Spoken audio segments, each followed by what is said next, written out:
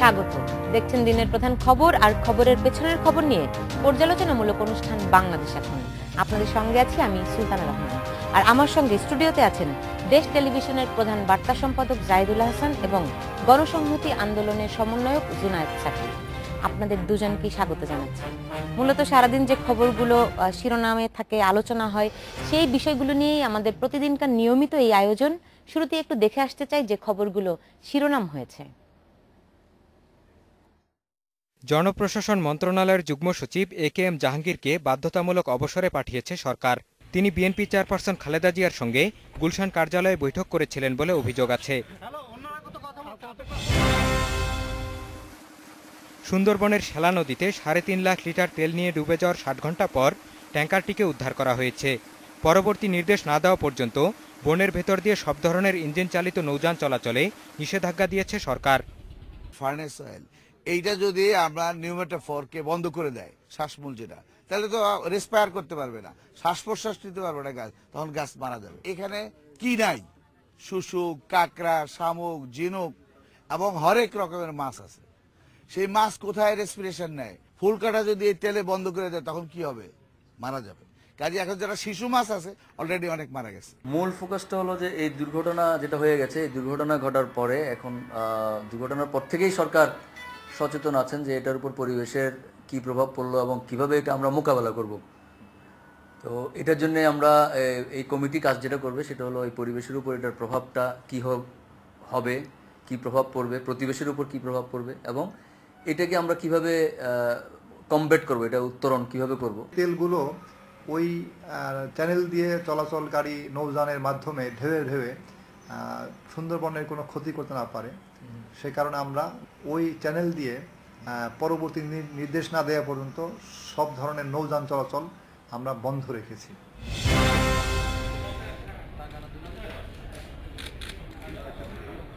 ভবিষ্যৎ প্রজন্মের কথা ভেবে বিদ্যুৎ ব্যবহারে সাশ্রয়ী হওয়ার আহ্বান জানিয়েছেন রাষ্ট্রপতি আব্দুল হামিদ।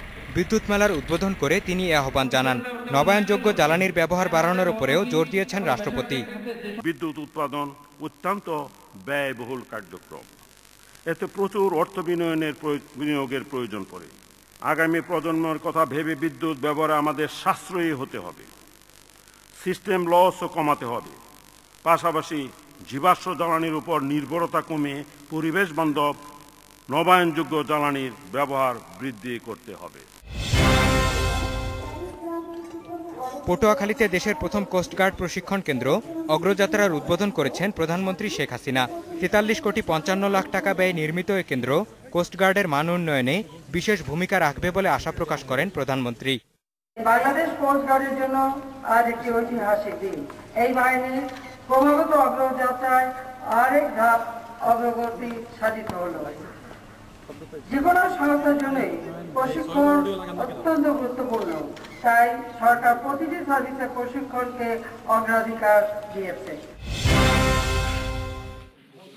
প্রধানমন্ত্রী শেখ হাসিনা ও আওয়ামী লীগের শীর্ষ নেতাদের হত্যার উদ্দেশ্যে বর্ধমান ষড়যন্ত্রের পেছনে বিএনপি নেতাদের মদত ছিল বলে অভিযোগ করেছেন স্বাস্থ্যমন্ত্রী মোহাম্মদ নাসিম। ধানমন্ডিতে ১৪ দলের বৈঠক শেষে তিনি এ অভিযোগ করেন। জয়পুরহাটের শিমুলতলিতে মালবাহী ট্রেনের ছাদ থেকে পড়ে ৫ জন নিহত হয়েছে। এ ঘটনায় ৩ নিরাপত্তা কর্মীকে সাময়িক বরখাস্ত করেছে পশ্চিমাঞ্চল রেলওয়ে কর্তৃপক্ষ। ঘটনা তদন্তে ৬ সদস্যের কমিটি করেছে কর্তৃপক্ষ। আমাদের এখানে প্রায় ১৮ জন রোগী ভর্তি হয়েছে, এর মধ্যে ৩ জন এখানে আসার পরে মারা গেছে, আর ৬ জন আমাদের এখানে চিকিৎসাধীন অবস্থায় আছে এবং ৯ জনকে আমরা উন্নত চিকিৎসার জন্য বিভিন্ন হসপিটালে, মেইনলি বগুড়া মেডিকেল কলেজ হসপিটালে স্থানান্তর করছি। আর এখানে ভর্তিকৃত ২ জনের অবস্থা এখনো আশঙ্কাজনক। মঞ্জুর মোর্শেদ, ইন্ডিপেন্ডেন্ট নিউজ। দেখছিলেন সারাদিনের খবরগুলো যে আসলে সুন্দরবনে যে একটা বিপর্যয়, আসলে এই বিশাল বিপুল পরিমাণ তেল নিয়ে এই বিপর্যয়, সরকার যদিও এখনই দেশীয় পদ্ধতিতে কিভাবে এই তেল আসলে সরানো যায় তার একটা চেষ্টা হচ্ছে, কিন্তু অনেক দেরি কি হয়ে গেছে না জাহিদুল হাসান? না, দেরি তো হয়েছে, এটা শুরুতেই এই এক পদক্ষেপ নেওয়া উচিত ছিল। তো তার আগে আমি আপনার টিভিতে নিউজ শুনছিলাম যে বলতেছিল যে এই দুর্ঘটনা ঘটে গেছে, এখন কিভাবে রিকভারি করা যায় সেই চেষ্টা করতেছে। কিন্তু আমি দুর্ঘটনা শব্দটা আমি এখানে বলতে রাজি না, এই কারণে যে সুন্দরবনের ভিতর দিয়ে যখন এই ইঞ্জিন চালিত নৌযান এবং এই ট্যাঙ্কার, লরি, অনেক বড় বড় জাহাজ ওই দিক দিয়ে চলাচল শুরু করছে, আপনার দীর্ঘদিন ধরেই এই পরিবেশবাদীরা, পরিবেশ বিজ্ঞানীরা এবং আপনার মানবাধিকার সংগঠনগুলো এবং আমরা গণমাধ্যম থেকেও বিভিন্ন সময় আমরা দাবি তুলে আসছি যে সুন্দরবনের ভিতর দিয়ে যেন এই ধরনের নৌযান চলাচল করতে দেয়া না হয়। সেটা সরকারের কোনো বিভাগ শুনে নাই। তারপরে দেখেন আপনার পরিবেশ মন্ত্রণালয় থেকে ওইটার আপত্তি আছে, বন পরিবেশ মন্ত্রণালয়। নট অনলি দ্যাট, আপনার খুব সম্ভবত আমাদের প্রধানমন্ত্রী পরিবেশ মন্ত্রণালয়ে যে উনি যে বিভিন্ন মন্ত্রণালয়ে ভিজিটে যান, এই যে প্রতি কয়েকদিন পরপরই যে মন্ত্রণালয়ে ভিজিটে যান, পরিবেশ মন্ত্রণালয়ে উনি যখন গিয়েছেন সেখানেও তিনি বলে আসছেন, এটা গত মে মাসে, ডেটটা মনে নাই, 15 বা 16, হ্যাঁ, উনি বলে আসছেন যে সুন্দরবনের ভিতর দিয়ে আপনার এই নৌযান চলাচল বন্ধ করতে হবে। তারপরেও দেখেন এটা বন্ধ হয় নাই। কেন হয় নাই? কোনো না কোনো গোষ্ঠী বা কোনো না কোনো আপনার একটা মহল ওখান থেকে কোনো ফায়দা লুটতে চায় বা স্বার্থ আছে। আপনার পরিবেশ মন্ত্রণালয়কে আর এই নৌ পরিবহন মন্ত্রণালয়ের যে এটা আগবহার, এটার আসলে ভিকটিম হচ্ছে আমাদের এই সুন্দরবন। এই পরিবেশ মন্ত্রণালয়কে নৌ পরিবহন মন্ত্রণালয় বলে বন তোমার আর নৌপথ আমার। এই যে আপনার সমন্বয়হীনতা না, এটা আমি বলবো যে একটা গোয়ার তুমি উদ্ধত্ত, যেখানে সরকার প্রধান থেকে আরম্ভ করে দেশের সব মানুষই চায় এই সুন্দরবনের মতো আমাদের এই যে হেরিটেজটাকে রক্ষা করার জন্য। পৃথিবীর অন্যান্য দেশে এই ধরনের একটা যদি আপনার এই জায়গা থাকতো ম্যানগ্রোভ, সেটাকে কিভাবে আরো ভালো করে রাখা যায় সেই চেষ্টা হতো। আর আমাদের এখানে চেষ্টাটা হচ্ছে কিভাবে এটাকে আরো ধ্বংস করা যায়। এই যে কারণে আমি এটাকে দুর্ঘটনা বলি না, যখনই আপনি এখান দিয়ে এই ধরনের যানবাহন চলতে দিবেন, তারপরে আপনার আমাদের দেশের অনেক এগুলোর ফিটনেসও থাকে না, হ্যাঁ, সামান্য ধাক্কাতে হয়তো অনেক সময় ডুবে যায়। এইগুলো তো এই রিস্ক নিয়েই আপনি এগুলো চলতে দিয়েছেন। গতকাল সিদ্ধান্ত নিলেন কি আপনি যে এখান দিয়ে এখন পরবর্তী নির্দেশ না দেওয়া পর্যন্ত চলবে না। কেন? 2011 সাল থেকে যখন আপনার সরকারের বন পরিবেশ মন্ত্রণালয়ের সিদ্ধান্ত ছিল চলতে দেওয়া হবে না, সেই সিদ্ধান্তটা যদি বারবার এই বিষয়ে ওই সময় তো জাতিসংঘ থেকে ইউনেস্কো থেকে আপনার এগুলো বলা হয়েছে, তারপরেও এগুলো মানছে না।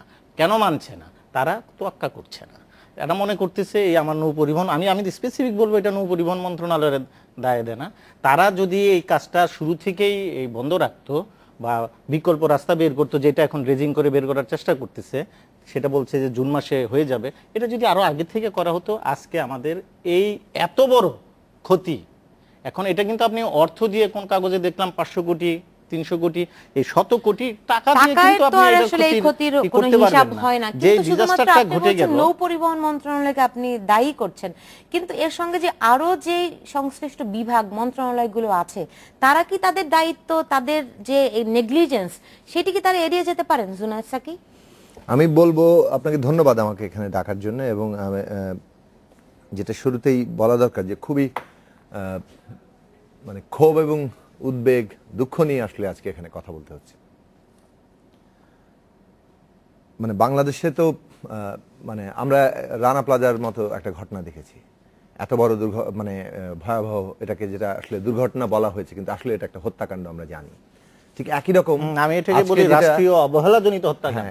এই আজকেও যেটা সুন্দরবনের মধ্যে একটা বিরাট হত্যাকাণ্ড ঘটে যাচ্ছে, কিন্তু মানে আপনি যদি হিসেব করেন এটা একটা ম্যানগ্রোভ, মানে শ্বাসমূলীয় একটা বন, যেখানে সবগুলো গাছপালা তার মূলগুলো উপরে উঠে থাকে। ওগুলো যখন তেলের মধ্যে হবে, গাছগুলো কিন্তু তাদের আর শ্বাস প্রশ্বাস নিতে পারে না। এরই মধ্যে কিন্তু সেখানে মাছ মারা যাচ্ছে, শুশুকগুলো তাকে দেখা যাচ্ছে না। ইরাবতী যে ডলফিন, এটা হয়তো মানে এটা বিরল প্রজাতির, এমনিতেই হ্যাঁ, এটা হয়তো এই ঘটনার ফলে বিলুপ্তই হয়ে যাবে।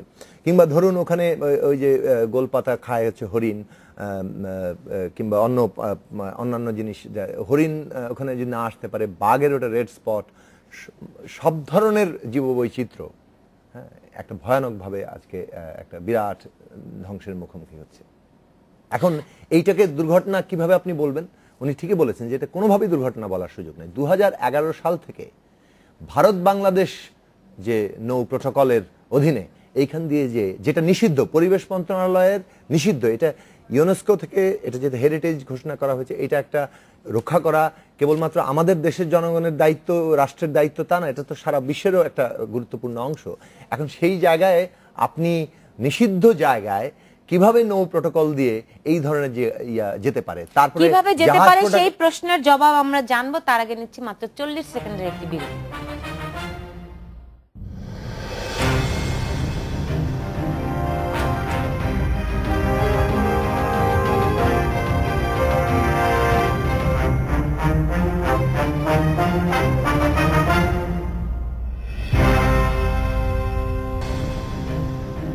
বিরতির পর ফিরে এলাম, দেখছেন বাংলাদেশ এখন। জি জুনায়েদ স্যারকে আপনার কাছে ছিলাম যে না, যেটা বলছিলাম যে আসলে একটা মানে সুন্দরবনের একেবারেই খুবই ঝুঁকিপূর্ণ একটা জায়গা, যে জায়গাটাকে কোনোভাবেই মানে অলরেডি পরিবেশ মন্ত্রণালয় এখানে এই জায়গা দিয়ে কোনো জাহাজ চলাচল কিংবা এরকম তেলবাহী জিনিস এগুলো নিষিদ্ধ করেছেন। সেই রকম একটা নিষেধাজ্ঞা থাকা সত্ত্বেও সে আইন অমান্য করে কিভাবে একটা দেশের মানে নীতি প্রণীত হতে পারে যেখানে ভারত বাংলাদেশ নৌ প্রটোকল হয় এবং তার ভিত্তিতে সেখান দিয়ে জাহাজ যাতায়াত করে, তার সুযোগ কিন্তু আমাদের অনেক দেশীয় কোম্পানিগুলো নিয়েছে। এটাই কিন্তু প্রথম জাহাজডুবির ঘটনা না। এই গত সেপ্টেম্বরে 2টো সিমেন্টের কাঁচামালের জাহাজ, সেখানেও কিন্তু অনেক ক্ষয়ক্ষতি হয়েছে, সেগুলো অতটা সামনে আসেনি। আজকে যে এই 3.5 লক্ষ লিটারের বেশি মানে আজকে তেল নিয়ে, এবং তেল মানে ফার্নেস অয়েল, খুবই ঘন, খুবই টক্সিক, এবং এটা আসলে ইভেন ডিজেলের মতো না, যে ফলে এইটার যে ভয়াবহ ক্ষতি হবে মানে এটা আপনি আজকে অবস্থাটা দেখুন। ধরুন BIWT এর কর্মকর্তা বললেন যে ওখানকার গ্রামবাসীরা মানে স্পঞ্জ কিংবা ফোম দিয়ে সেটা তুলে নেবেন। আমার বক্তব্য হচ্ছে যে আপনার আমাদের তেল গ্যাস কমিটির কয়েকজন কর্মী তারা ওখানে সুন্দরবনে আছেন, তাদের কাছ থেকে আজকেই শুনলাম যে এটা কিন্তু বললেন তারা, কিন্তু কোনো উদ্যোগ কিন্তু ওখানে নাই।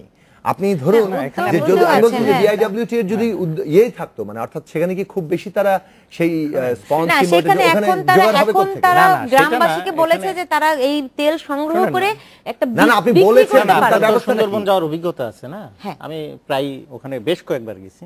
আপনি যে কথা বলে দিলেন না যে স্পঞ্জ দিয়ে ফোম দিয়ে আপনি তেল সাক করে নিয়ে আসবেন, সুন্দরবনে কি আপনার এত ঘনবসতি বা এত মানুষ ওখানে থাকে যে জায়গায় আপনার মানুষজনের বসবাস আছে, সেই এলাকার কিছু লোক কিছু পঞ্চ নিয়ে হয়তো আপনার আচ্ছা প্রথম এই তেল আপনি চিন্তা করে দেখেন, এই তেল ছড়িয়ে পড়েছে 34 স্পন্সটা পাবে কোথায়? মানে প্রথমত আমি ধরে নিলাম আপনি সব সাপ্লাই দিবেন, পক্ষ কি সেই ধরনের জিনিসগুলো সাপ্লাই করেছে, সেই লোকবল সাপ্লাই করেছে, সেটার যদি কোনো রকম একটা ইয়ে না থাকে, মেকানিজম না থাকে, আপনার এই 34,000 হেক্টর এলাকার মধ্যে এটা ছড়িয়ে গেছে এরই মধ্যে। আবার তারপরে আপনার এটা এই কয়েক মানে 50-60 কিলোমিটার জুড়ে তো এটা আছে। হ্যাঁ, তারপরে এগুলো আপনার আপনি বলতেছেন যে পানির উপরের গুলো অলরেডি জোয়ারের সময় সুন্দরবনের ভিতরে যে পানিটা ঢুকে আবার বেরোয় আসে, ভিতরে ঢুকার সঙ্গে সঙ্গে তো আপনার ওই তেলটা ভিতরে রয়ে যাচ্ছে, তারপর আপনার পানিটা বেরোয় আসতেছে। হ্যাঁ, আপনি সেটা কিভাবে কালেক্ট করবেন? তো এই জিনিসগুলো আপনি হুট করে বলে দিলাম আর আপনি ওই যে ওই হাত দিয়ে খেও দিয়ে তেল তুলে নিয়ে আসলাম, বিষয়টা অনেকটা সেই রকম। তারপরও একটা উদ্যোগ, আমি মনে করি এই উদ্যোগটা প্রথম দিনই নিতেন, নেয়ার সঙ্গে সঙ্গে কয়েক হাজার মানুষ নামিয়ে দিতেন, স্পঞ্জ ফোম ভাসিয়ে দিতেন, নাও নিয়ে আসো, তাও বুঝতাম যে একটা চেষ্টা করা হয়েছে। আমি এখানে আমার যেটা মনে হচ্ছে, আমার এই BIWT এর কর্মকর্তাদের